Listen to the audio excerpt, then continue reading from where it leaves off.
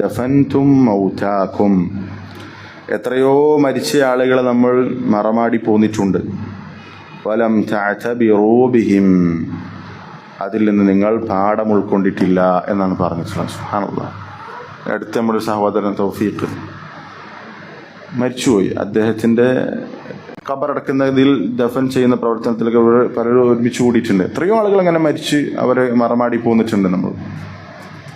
പക്ഷേ അതിൽ നിന്ന് പാഠം ഉൾക്കൊള്ളാൻ അതുപോലെ ഞാനും ഒരിക്കലും ചിലപ്പോൾ പെട്ടെന്ന് മരിച്ച ആളുകളൊന്നും ഒരിക്കലും ആ മരണത്തെ പ്രതീക്ഷിച്ചിട്ടുണ്ടാകില്ല. ഇന്ന് ഞാൻ മരിക്കും എന്ന് പ്രതീക്ഷിച്ചിട്ടാകില്ല ആ രാവിലെ അയാൾ ഉണർന്നിട്ടുണ്ടാകുക.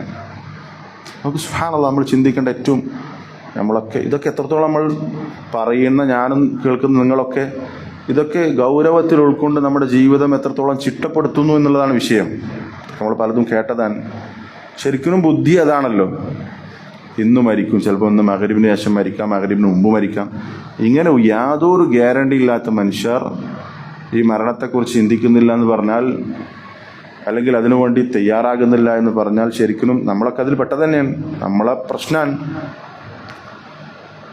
ശരിക്കും നമ്മൾ ഈ പറഞ്ഞതുപോലെ ഏത് സമയത്തും മരിക്കും. അതുകൊണ്ട് ചെയ്യുന്നതും പ്രവർത്തിക്കുന്നതും ഒക്കെ ആലോചിച്ചും ചിന്തിച്ചും ഇത് ചെയ്താൽ എനിക്ക് പരലോകത്ത് എന്ത് കിട്ടും എന്ന് ചിന്തിച്ച് ചെയ്താൽ എന്തും പരലോകത്ത് നേട്ടമുണ്ടാക്കാൻ അങ്ങനെ ഒരു ചിന്ത ആ രൂപത്തിൽ നമുക്ക് സാധിച്ചാൽ നമുക്ക് ഏത് സമയത്തും മരണം വന്നാലും പ്രശ്നമല്ല. ഏത് സമയത്തും മരണം വന്നാൽ പ്രശ്നമല്ല. സുഹൈർ ഇബ്നു നുഐം റഹിമഹുല്ലാഹ് അദ്ദേഹത്തിനോട് ഒരാൾ ചോദിച്ചു, അത്തൗസി ബിശൈ, താങ്കൾക്ക് എന്നോട് എന്തെങ്കിലും വസിയത്ത് ചെയ്യാനുണ്ടോ? കേട്ടതായിരിക്കും ചിലപ്പോൾ. അദ്ദേഹം പറഞ്ഞു, അതെ, എനിക്ക് ഒരു വസിയത്തുണ്ട്. ഇഹ്ദർ അൻ യഅഖുദകല്ലാഹ് വഅൻത അലാ ഗഫ്ല, നീ സൂക്ഷിക്കണം, അള്ളാഹു നിന്നെ പിടികൂടുന്ന സമയത്ത് നീ അശ്രദ്ധയിലായിരിക്കുകയാണ്.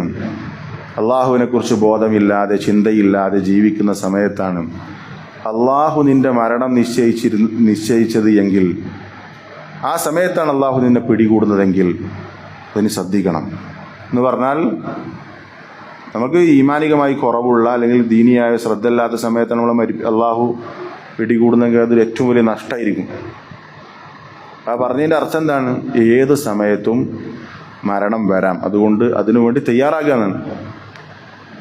അള്ളാഹു തആല അതിന് തൗഫീഖ് നൽകി അനുഗ്രഹിക്കുമാറാവട്ടെ.